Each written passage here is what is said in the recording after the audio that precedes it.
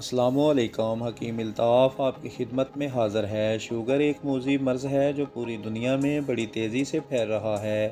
ہر تیسرا آدمی شوگر میں مبتلا ہے۔ میں نے اپنی انتھک محنت اور تجربہ سے شوگر کو کنٹرول کرنے کے لیے ایک نسخہ تیار کیا ہے۔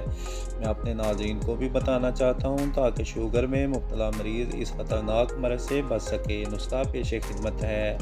انشاءاللہ لبلبا خود بہت انسولین تیار کرے گا۔ نمبر 1 خشک کریلا 50 گرام، نمبر 2 مغز بادام 50 گرام، نمبر 3 بھنے چنے 20 گرام، نمبر 4 جامن بیج 50 گرام، نمبر 5 چار مغز 50 gram, number 6 kalonji 50 gram, number 7 کالی مرچ 20 گرام۔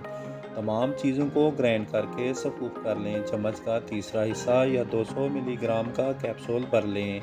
دن میں ایک دفعہ کھانے کے بعد پانی کے ساتھ لیں۔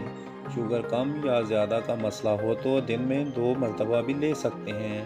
شفا دینے والا اللہ پاک ہے۔ انشاءاللہ شوگر سے جان چھوٹ جائے گی۔